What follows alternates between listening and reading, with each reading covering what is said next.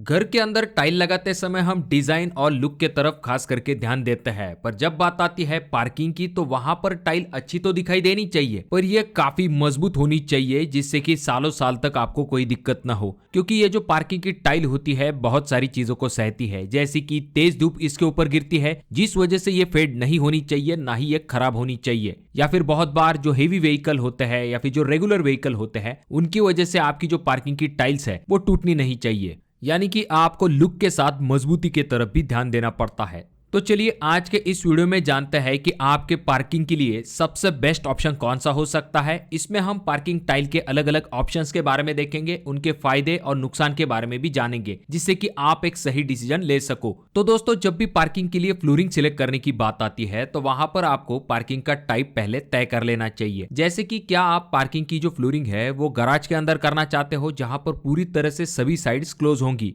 या फिर दूसरा ऑप्शन आ जाता है जहां पर ऊपर के तरफ छत होती है और नीचे के तरफ पार्किंग टाइल को लगाया जाता है। तीसरा ऑप्शन होता है जो कि है खुली पार्किंग का, और आपकी जो पार्किंग की फ्लोरिंग होने वाली है उसके ऊपर कितना लोड होने वाला है, यानी कि रेगुलर इस्तेमाल के हिसाब से आपको लगवानी है या फिर वहां पर कोई हेवी व्हीकल या फिर आपका जो रेगुलर व्हीकल है वो आने वाला है, तो उस हिसाब से आपको पार्किंग का टाइप पहले तय कर लेना चाहिए। उसके बाद ये जो पार्किंग की फ्लोरिंग है इसमें 7 चीजें होना काफी ज्यादा जरूरी होती है। जैसे कि सबसे पहली चीज, आपकी जो पार्किंग फ्लोरिंग होगी वो टिकाऊ होनी चाहिए, दिखने में अच्छी दिखाई देनी चाहिए और ये फिसलन भरी नहीं होनी चाहिए। उसके बाद इसके ऊपर अगर कोई चीज गिर जाती है तो ये आसानी के साथ टूटनी नहीं चाहिए। क्लीनिंग करने में आपको ज्यादा दिक्कत नहीं होनी चाहिए, यानी कि साफ करना आसान होना चाहिए। पार्किंग की जो फ्लोरिंग होती है उसमें मेंटेनेंस कम होना चाहिए, और सबसे इंपॉर्टेंट चीज, पार्किंग का एरिया ज्यादा होता है तो इसी वजह से ये जो फ्लोरिंग है इसका रेट भी ज्यादा नहीं होना चाहिए, यानी कि ये बजट के अंदर होनी चाहिए। और अगर कभी मेंटेनेंस की भी दिक्कत हो जाती है तो मरम्मत करना आसान होना चाहिए। तो चलिए सबसे पहले ऑप्शन से शुरू करते हैं जो कि है कंक्रीट।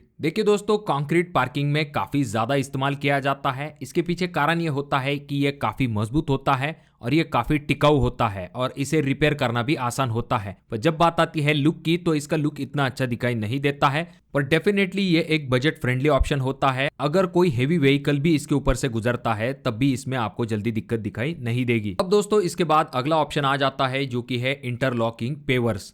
देखिए दोस्तों, ये आपको 60 mm से लेके 80 mm के थिकनेस में मिल जाते हैं। इनका जो इंस्टॉलेशन होता है वो काफी आसान होता है और आने वाले जो फ्लोरिंग ऑप्शन है उनके कंपैरिजन में इसका जो कॉस्ट होता है वो भी कम होता है। तो इसीलिए ज्यादातर जगह में जहां पर काफी ज्यादा एरिया जो है वो कवर करना होता है तो वहां पर इंटरलॉकिंग पेवर्स का इस्तेमाल किया जाता है। ये आप अपने घरों के अंदर इस्तेमाल कर सकते हो, कोई पेट्रोल पंप है तो वहां पर इस्तेमाल कर सकते हो, कोई होटल की पार्किंग है तो वहां पर भी इसका इस्तेमाल किया जा सकता है। यानी कि रेसिडेंशियल और कमर्शियल दोनों ही जगह पर आप इसका इस्तेमाल आराम के साथ कर सकते हो। ये काफी मजबूत ऑप्शन होता है क्योंकि इनकी थिकनेस भी काफी ज्यादा होती है, तो इसी वजह से जो पेट्रोल पंप होता है वहां पर इनका इस्तेमाल किया जाता है। वहां पर तो इतने हेवी व्हीकल आते हैं तब भी इनमें ज्यादा दिक्कत नहीं होती है। अब अगर हम बात करते हैं नेक्स्ट ऑप्शन के बारे में तो वो आ जाता है इपॉक्सी फ्लोरिंग। देखिए दोस्तों, अगर आप अपने गैराज में एक बढ़िया लुक देना चाहते हो, आपको साफ सफाई काफी आसानी के साथ करनी है, तो आप इस ऑप्शन के बारे में सोच सकते हो जो कि है इपॉक्सी फ्लोरिंग। जो क्लोज एरिया होता है जहां पर डायरेक्टली सनलाइट नहीं आती है तो वहां पर भी इपॉक्सी फ्लोरिंग एक अच्छा ऑप्शन हो सकता है। हालांकि इसमें 2 दिक्कतें होती है। सबसे पहली चीज तो ये आ जाती है कि इसका जो कॉस्ट है वो थोड़ा सा ज्यादा होता है और इसे इंस्टॉल करने के लिए आपको एक्सपर्ट लेबर की ही जरूरत पड़ती है। और इसमें तीसरी एक दिक्कत आ जाती है कि अगर आप इसे ओपन एरिया में करते हो, यानी कि जहां पर डायरेक्टली धूप आती है, तो ऐसे में ये जो इपॉक्सी फ्लोरिंग होती है ये पीली पड़ सकती है या फिर खराब हो सकती है। तो इसलिए जहां पर क्लोज एरिया है, खास करके आपके गैराज जैसे एरिया में आप इसका इस्तेमाल कर सकते हो। अब दोस्तों बढ़ते हैं नेक्स्ट ऑप्शन की तरफ जो कि है नेचुरल स्टोन। देखिए दोस्तों, नेचुरल स्टोन पार्किंग के लिए डेफिनेटली अच्छे माने जाते हैं, खास करके रेसिडेंशियल पर्पज के हिसाब से। तो वहां पर आपके सामने एक ऑप्शन आ जाता है जो कि है कोटा स्टोन या फिर सैंडस्टोन।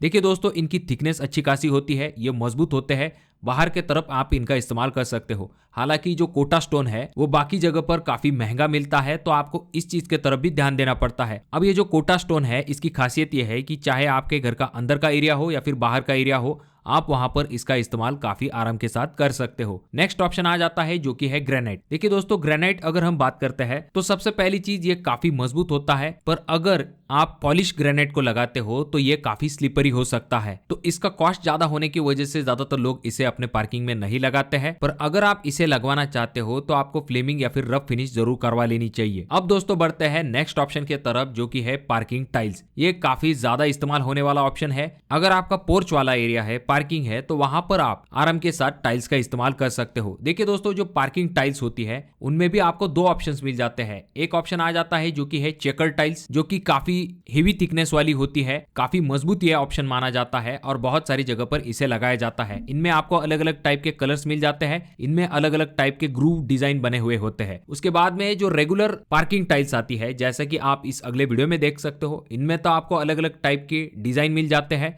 साथ में कभी कभी जो पोर्च की वॉल टाइल होती है उनसे मैच होती हुई भी ये पार्किंग टाइल आपको मिल जाती है। यहाँ पर आपको 5 पॉइंट चेक करना जरूरी है। टाइल जो है आपकी पार्किंग वाली वो पोर्सिलिन बॉडी वाली होनी चाहिए। उसके बाद में इसकी जो थिकनेस है वो काफी इंपॉर्टेंट होती है। आपको यह ध्यान में रखना है कि पार्किंग टाइल में आपको कम थिकनेस वाली टाइल को बिल्कुल भी नहीं लगवाना है। भले ही वहां पर ज्यादा वजन ना आता हो, पर आगे चल के अगर आप किसी चीज को वहां पर पार्क करना है, ऐसे में वो कम थिकनेस वाली टाइल जो है वो टूट सकती है। तो इसीलिए आपको कम से कम 12 mm के थिकनेस के तरफ जाना चाहिए। 15 mm या फिर 18 mm की टाइल होगी तो ये काफी बेहतर हो जाता है। उसके बाद में पार्किंग में आपको कभी भी जो अंदरूनी टाइल्स होती है, यानी कि जो घर के अंदर हम टाइल्स इस्तेमाल करते हैं, खास करके जो ग्लॉसी फिनिश वाली टाइल्स हम इस्तेमाल करते हैं, उन्हें इस्तेमाल नहीं करना है, क्योंकि ये काफी स्लिपरी हो जाती है और ये पार्किंग में काफी जल्दी टूट जाती है। उसके बाद आपको बहुत बड़े साइज वाली टाइल का इस्तेमाल नहीं करना है अपने पार्किंग के लिए। आप 1x1 या फिर 16 इंच बाय 16 इंच के ऑप्शन की तरफ जा सकते हो और यहाँ पर जो आपकी पार्किंग टाइल होगी तो उसमें आपको एंटी